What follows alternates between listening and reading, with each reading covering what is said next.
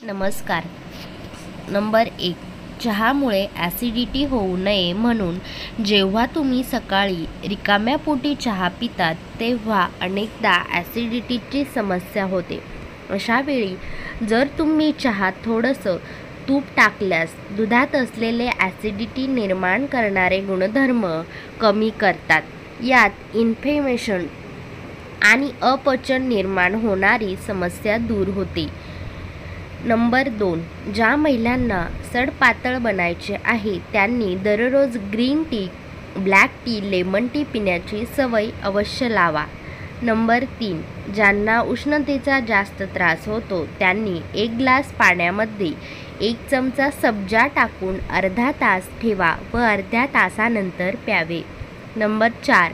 आयब्रोचे केस चमकदार आणि काळे करण्यासाठी आयब्रोवर रोज रात्री व्हॅसलीन लावा. नंबर 5.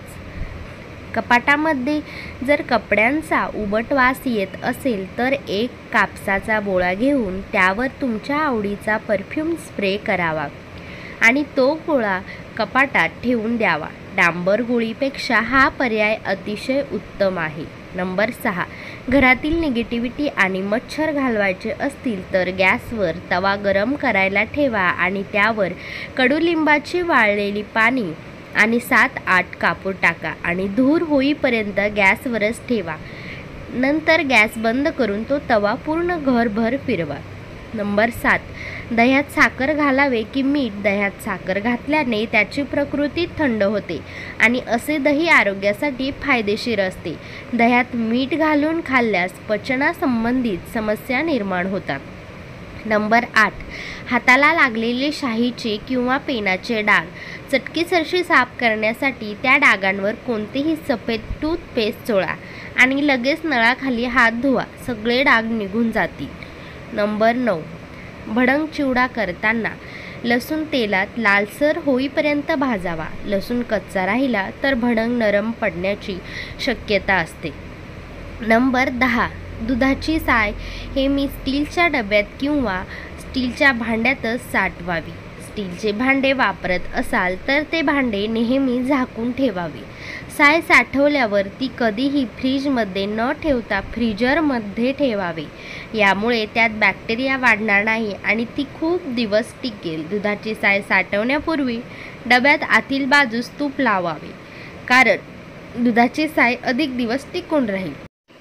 नंबर 11. जेव्हा जेव्हा तुम्ही दूध उकळण्यासाठी ठेवाल तेव्हा त्या भांड्याचा काठाला बटर लावा. असं केल्याने भांड्यांच्या गुळगुळीत कडा दूध बाहेर काढण्यासाठी रोखतील.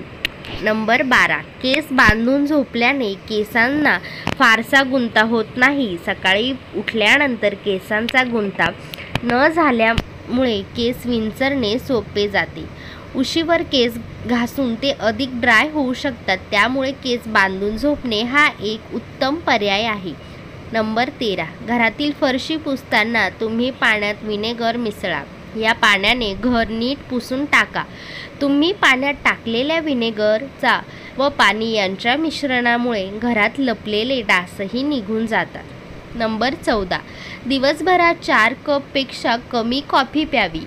काही औषधांसोबत कॉफी पिऊ नये. उदाहरणार्थ श्वसनाच्या आजारांवर, छातीत जळजळ होत असेल आणि यावर जर तुम्ही औषधे घेत असाल तर आणि सर्दी खोकल्यावर जर औषधे सुरू असतील तर त्यावर कॉफी पिऊ नये. नंबर 15. गॅस स्टोवला गंज आला असेल तर विनेगर काही थेंब स्टोव्हवर 20 मिनिटे स्प्रे करून ठेवा आणि नंतर पुसून घ्या. सगळा गंज निघून जाईल. नंबर 16. लाकडी फर्निचरवर कोणतेही डाग काढण्यासाठी निलगिरीचे तेल किंवा ऑलिव्ह ऑइलचे काही थेंब रुमालावर घेऊन साफ करावे. नंबर 17. बाथरूमच्या फरशा पिवळ्या किंवा लाल झाल्या असतील तर विनेगर आणि बेकिंग सोडा एकत्र करून स्प्रे तयार करा आणि रात्रभर हा स्प्रे फरशीवर टाकून ठेवा आणि सकाळी घासा. नंबर 18.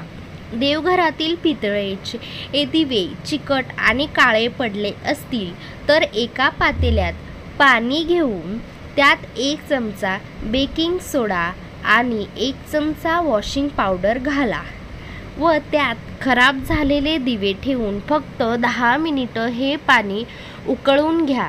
नंतर थंड झाल्यावर हलक्या हाताने दिवे घासून घ्या.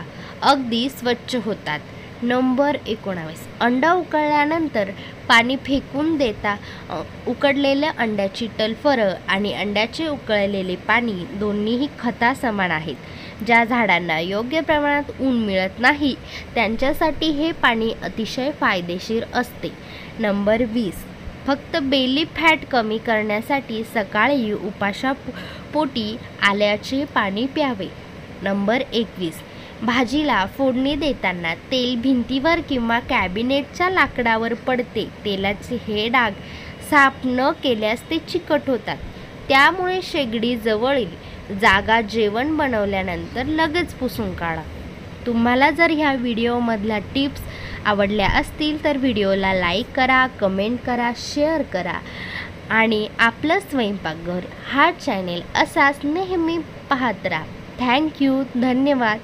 खुश रहा. भेटूया नेक्स्ट व्हिडिओमध्ये. शेजारील बेल आयकॉन प्रेस करा जेणेकरून तुम्हाला आपली व्हिडिओ सगळ्यात आधी पाहायला भेटेल. थँक्यू.